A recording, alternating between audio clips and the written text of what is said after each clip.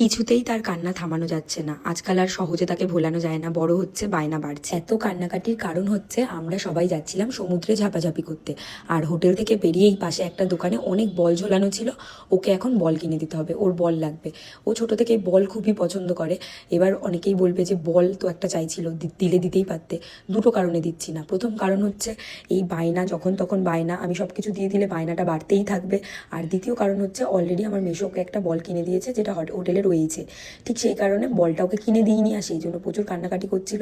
আসলে কি বলতো, ওকেও বুঝতে হবে যে সবসময় সব জিনিস বায়না করলেই পাওয়া যায় না, তাই একটু কান্না করছিল, করুক। এই যে এখন আমার হাতে দেখতে পাচ্ছ কি সব বালতি, বেলচা, এটা ওটা সেটা রয়েছে, এইগুলো আমরা কিনেছি সমুদ্রের পাড়ে বাচ্চাদের সাথে বালি নিয়ে খেলা করব বলে। এই খেলনাটা পেয়ে তো মিহু কিছুক্ষণের জন্য বলের ব্যাপারটা ভুলে গেছিল, কিন্তু সমুদ্রের পাড়ে অন্য বাচ্চাদের বল নিয়ে খেলা দেখে ওর আবার মনে পড়ে গেছিল, আবার বায়না করছিল। কিন্তু কিছু করার নেই, সব বায়না সবসময় মেটানো যায় না, ওকেও সেটা আস্তে আস্তে বুঝতে হবে। আর এই বালিতে হাঁটাটা যে কতটা বিরক্তিকর একটা ব্যাপার কি যে বলবো। তার মধ্যে জুতো পরে তো আরোই হাঁটা যায় না, তার মধ্যে আছে আবার মেয়ে কোলে, কি যে বিরক্তিকর। তো যাই হোক, এই বালিতে হেঁটে কোনো রকমভাবে বিচের ধারে তো পৌঁছালাম, যেখানে স্নান করব বা যেখানে খেলা করব, ঝাপাঝাপি করব, সবাই মিলে মজা করব। যদিও আজকে আমার সমুদ্রে স্নান করার খুব একটা ইচ্ছা নেই, তবুও দেখা যাক কি করা যায়।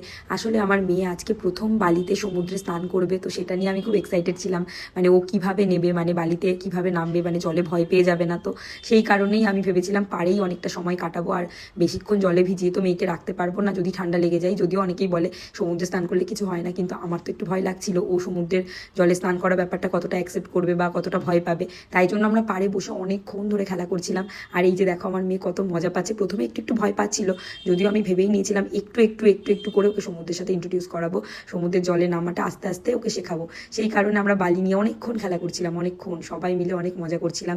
আমার পাঙ্কুপুরি আর মিহু অনেকক্ষণ বালি নিয়ে যে খেলা করছিল, আর আমিও পাড়েই অনেকক্ষণ বসেছিলাম। এরপর আমার বর আমাকে অনেক টানাটানি করছিল বেশি জলে নিয়ে যাওয়ার জন্য, যেটাতে আমি একেবারেই রাজি হচ্ছিলাম না।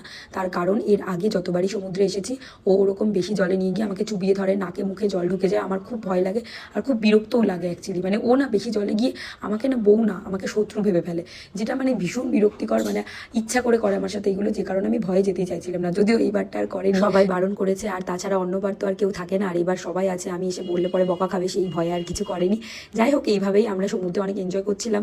আর তারপরে আমার মেয়ে দেখো টুকুর টুকুর করে কেমন হাঁটছে, আর কি মজা লাগছিল ওর এই হাঁটা দেখে, ওর এই আনন্দ দেখেই আমার যেন আরও বেশি আনন্দ লাগছিল। তারপর এইভাবেই আমাদের সমুদ্র স্নান আজকের মতো কমপ্লিট হলো। আর এরপর বিকেলবেলা আমরা বেরিয়ে পড়েছিলাম ওয়াচ টাওয়ারে। এখানে পাশেই ওয়াচ টাওয়ার রয়েছে, আর এখান থেকে সমুদ্রের আশেপাশের এরিয়া এবং সমুদ্রটা এত সুন্দর লাগে ওপর থেকে, মানে কি বলবো।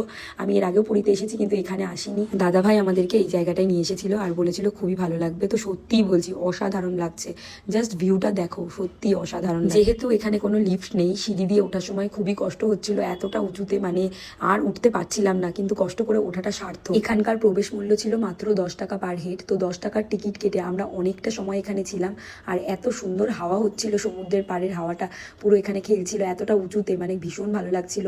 তারপর সূর্যাস্ত দেখে অনেক ছবি টবি তুলে অনেকক্ষণ এখানে ভিউ এনজয় করে তারপর আমরা নিচে নেমেছিলাম। এরপর সমুদ্রের পাড়ে এসে অনেকক্ষণ খেলাধুলা করছিলাম, অনেক এনজয় করছিলাম, আমরা ভিডিও করছিলাম, ছবি তুলছিলাম। আর মিহুকে দেখো, ও কত এনজয় করছে, কত মজা পাচ্ছে, একা একাই হেঁটে বেড়াচ্ছে, কত আনন্দ পাচ্ছে। ওর আর আমাদেরকে প্রয়োজনই পড়ছে না। চারদিকে বেশ ঠান্ডা ঠান্ডা ওয়েদার, আর হালকা পাতলা ঠান্ডা হাওয়াও দিচ্ছে।